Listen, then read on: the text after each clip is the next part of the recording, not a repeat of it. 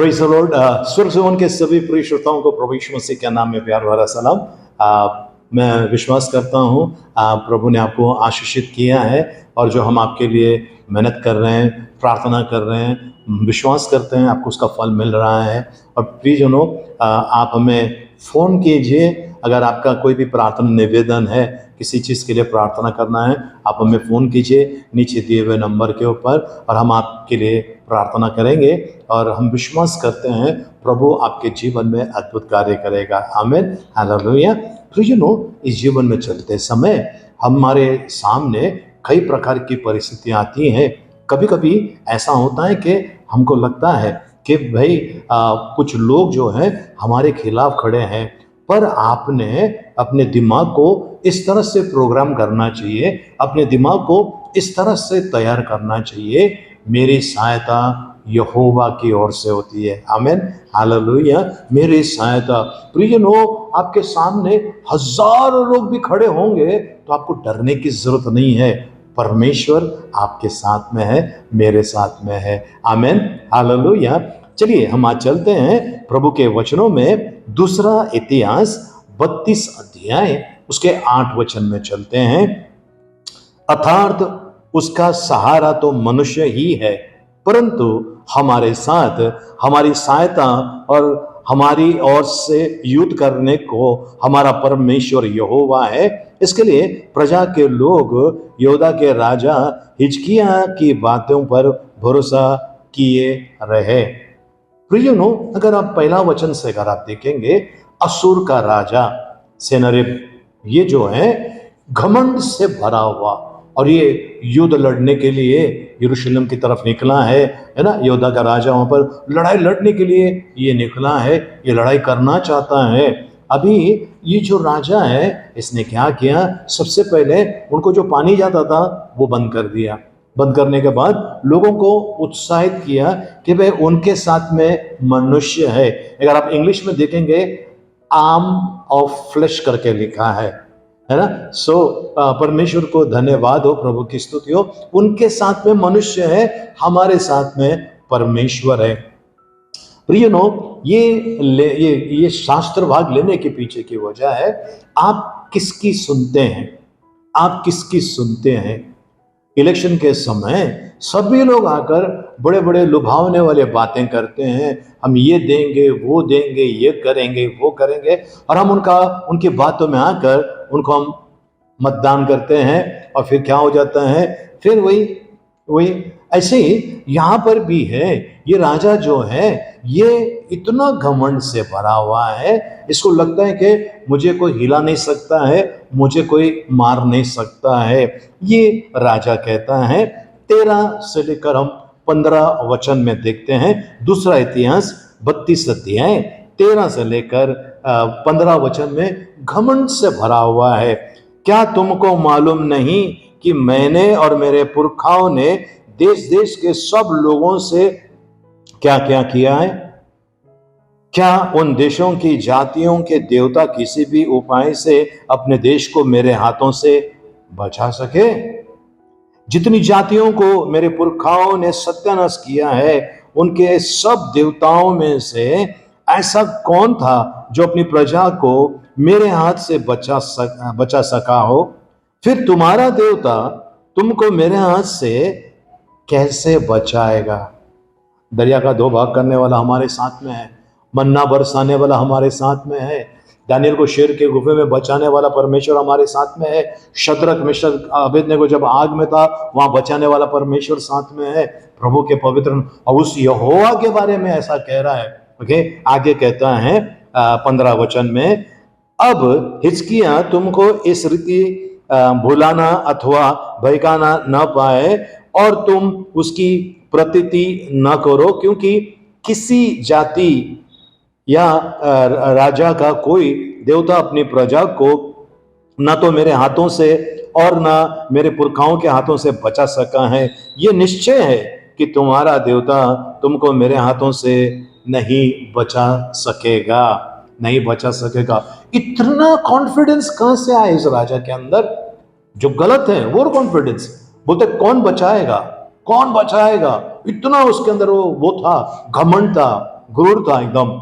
सो उसको लगा कि मैंने लड़ाई जीतते गए, मतलब मैं हमेशा जीतता जाऊंगा।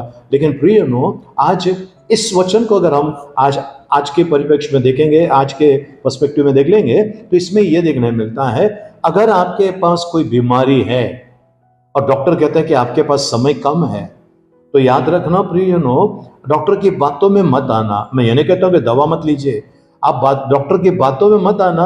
आप 3 महीने के मेहमान हैं, आप मर जाओगे, उनकी बातों में मत आना। आप दवा तो लेना, लेकिन प्रार्थना में रहना, विश्वास करना। 12 साल से लो बहने वाली स्त्री विश्वास करे, उसको चंगाई मिला।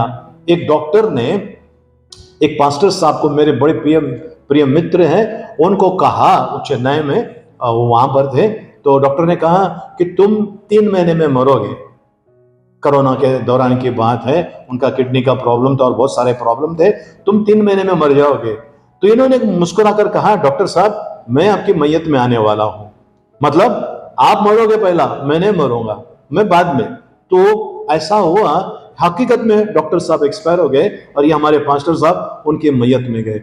इसका मतलब ये प्रियजनों, आपको डरना नहीं है। आपको सबसे पहला बीमारी का डर लगता है, हम सभी को एक बीमारी का डर होता है, हमको नहीं होना चाहिए।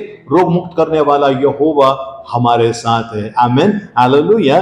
दूसरी चीज, कर्ज।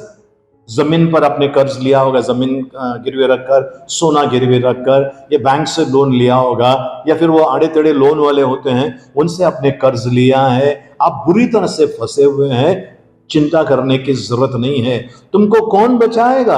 अगर ऐसा कोई कहता है, कोई बैंक वाला कहता है, याद रखना, हमारे पीछे हमारा परमेश्वर खड़ा है, हमारी लड़ाई लड़ने वाला परमेश्वर हमारे साथ में खड़ा है। बिल्कुल हार नहीं मानना है। आगे परिवार में बेटा सही रास्ते पे नहीं है, बेटी सही रास्ते पे नहीं है, ये अगर आपको हो रहा है, आपकी लड़ाई चल रही है प्रियजनों, आपका भरोसा परमेश्वर होना चाहिए, आपका भरोसा परमेश्वर के ऊपर होना चाहिए। कुछ लोग बच्चे नहीं होते हैं, बड़े परेशान होते हैं, चिंता मत कीजिए, परमेश्वर कोख खोलने की भी ताकत रखता है। आमीन, हालेलुया, प्रभु की स्तुति हो। मैंने इस मिनिस्ट्री में कई बार देखा है, कितने सारे औरतों को जिनको लोगों ने ताना मारा है, परमेश्वर ने उनके कोख को खोलकर उनको पुत्र या पुत्री का वरदान दिया है। सो निराश मत हो जाइए, है ना, कि बच्चे नहीं हो रहे, होगा। आप खाली भरोसा प्रभु पर कीजिए। उसके बाद नौकरी का, बिजनेस का टेंशन होता है, लोग कहेंगे आपकी नौकरी जा रही है, आपकी नौकरी जा रही है। प्रियजनों, मैं ऐसे लोगों को जानता हूं जिनको बताया गया था कि आपकी नौकरी जा रहे हैं, और जो सुरक्षित थे उनकी नौकरी गई, पर इनकी नौकरी नहीं गई, क्योंकि इन्होंने परमेश्वर पर भरोसा किया है। आपका भरोसा कहां पर है? ये जो राजा है, ये सेनागिर, तो ये इसका ध्यान देखिए कहां पर है। घमंड से भरा हुआ है, कमन से भरा हुआ है कि मेरा कोई कुछ नहीं करेगा, और कौन सा देवता है जिसने मेरे हाथ से, मेरे पुरखाओं के हाथ से बचाए लोगों को, है ना, इतना घमंड था। और फिर देखिए क्या हुआ, प्रभु का वचन कहता है, उसी दूसरा इतिहास 32 अध्याय उसका 21 वचन में कहता है, तब यहोवा ने एक दूत भेज दिया, जिसने अशूर के राजा की छावनी में सब शूरवीरों, प्रधानों, सेनापतियों को नाश किया, और वो लज्जित होकर अपने देश को लौट गया। और जब वो अपने देवता के भवन में था, तब उसके निज पुत्र ने वहीं उसे तलवार से मार डाला। खुद के बच्चों ने मार डाला। क्यों मार डाला? परमेश्वर के खिलाफ गया। और प्रियजनों, परमेश्वर ने दूतों को नहीं भेजा। प्रभु का वचन कहता है फिर से एक बार, तब यहोवा ने एक दूत भेज दिया। एक दूत, सट लज्जित होकर भागना पड़ा, शर्मिंदा होकर भागना पड़ा, क्योंकि उसने यहोवा परमेश्वर के खिलाफ गया। अब लौट कर आते हैं फिर से एक बार प्रियजनों, प्रभु का वचन कहता है कि अगर आपका, जैसा मैंने अभी थोड़ी देर पहले जिक्र किया, बीमारी है, कर्ज है, पारिवारिक समस्या है ना, बच्चे नहीं हो रहे हैं, है ना, लोन, बिजनेस है, नौकरी खतरे में है, जरा भी टेंशन मत कीजिए। प्रभु का वचन कहता है, नीति वचन पुराने नियम नीति वचन 24:16 में लिखा है, क्योंकि धर्मी चाहे 7 बार गिरे तो भी उठ खड़ा होता है, परंतु दुष्ट लोग विपत्ति में गिरकर पड़े ही रहते हैं। विपत्ति में गिरकर पड़े ही रहते हैं, वो नहीं उठ पाएंगे, वो उसमें से बाहर नहीं आ पाएंगे। लेकिन हमारा परमेश्वर है, वो यहोवा, पवित्र यहोवा, वो सेनाओं का यहोवा है प्रियजनों, और उनका इकलौता पुत्र यीशु मसीह जो शीघ्र आने वाला है, जल्द आने वाला है। भरोसा रखिए, प्रभु ने कहा है, मार्ग, सत्य और जीवन मैं हूं। सो प्रभु की स्तुति हो, प्रभु को धन्यवाद हो। भजन संहिता 23 उसका 4 में इस प्रकार लिखा हुआ है, चाहे मैं घोर अंधकार से भरी हुई तराई में होकर चलूं तो भी हानि से न डरूंगा, क्योंकि तू मेरे साथ रहता है। तेरे सोते और तेरे लाठी से मुझे शांति मिलती है ना। सारे अधर्म को क्षमा करने वाला, सारे रोगों को चंगा करने वाला परमेश्वर आज आपको आशीष देना चाहता है। प्रियजनों, चंगाई शरीर को जरूरत है, मन प्राण आत्मा को जरूरत है। चंगाई परिवार के लिए भी जरूरी है, चंगाई घर के लिए भी जरूरी है, और हम उसी के लिए प्रार्थना करने वाले हैं। सेनारिब नाम का जो राजा था असुर का, ऐसे कई लोग हमारे जीवन में आ रहे हैं प्रियजनों, तकलीफ देने के लिए, नुकसान पहुंचाने के लिए, हानि पहुंचाने के लिए, डराने के लिए, लूटने के लिए। अब बंद, अब कुछ नहीं, अब कुछ नहीं, अब आप परमेश्वर के हाथ में दीजिए। हमारी लड़ाई परमेश्वर लड़ रहा है। आप तैयार हैं? क्या आप अपनी लड़ाई परमेश्वर के हाथ में देने के लिए तैयार हैं? आइए हम प्रार्थना करें। पिता परमेश्वर, आपको धन्यवाद देते हैं, आपके नाम की स्तुति महिमा करते हैं। जो लोग देख रहे, सुन रहे हैं प्रभु, उन सभी को आपके पवित्र हाथों में सौंपते हैं। इन सभी का ताबा ले प्रभु जी। कोई बीमारी में उनको छुटकारा दे प्रभु जी, कोई प्रभु जी कर्ज में फंसा हुआ है प्रभु जी, उनको छुटकारा दे प्रभु जी। प्रभु प्रार्थना करते हैं प्रभु जी, पारिवारिक समस्या में प्रभु जी, उन्हें प्रभु जी उनकी समस्या से बाहर निकाल, क्योंकि प्रभु आपका वचन कहता है, धर्मी जन प्रभु जी, आपका वचन कहता है 7 बार गिरेगा और परमेश्वर उसको उठाकर खड़ा करेगा, लेकिन दुष्ट एक बार गिरेगा और उस विपत्ति में पड़ा रहेगा। धन्यवाद देते हैं प्रभु जी, जिनको संतान प्राप्ति का वरदान नहीं मिला है, आज दे दीजिए प्रभु जी, संतान प्राप्ति का वरदान दीजिए प्रभु जी। और प्रभु जी, जिनका नौकरी धंधे में तकलीफ है प्रभु जी, छुटकारा दीजिए प्रभु। इस दुष्ट को हम डांटते यीशु मसीह के नाम से। प्रभु, आपका नाम को गौरव महिमा मिले, ऐसा होने देना यीशु मसीह के नाम में, आमीन। आइए हम आखिरी आशीर्वाद के लिए प्रार्थना करें। अब पिता परमेश्वर का प्रेम, प्रभु यीशु मसीह का अनुग्रह और पवित्र आत्मा की सहभागिता अब से लेकर सदा तक हम सबके साथ में बने रहे, आमीन, आमीन। जय मसीह की।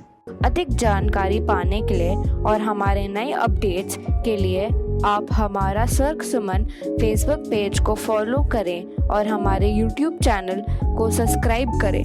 धन्यवाद। परमेश्वर के राज्य को बढ़ाने के लिए आप हमें दान कर सकते हैं। हमारा बैंक विवरण इस प्रकार है। इसके अलावा आपके स्क्रीन पर दिए गए QR कोड को आप स्कैन करके भी आप हमें दान दे सकते हैं।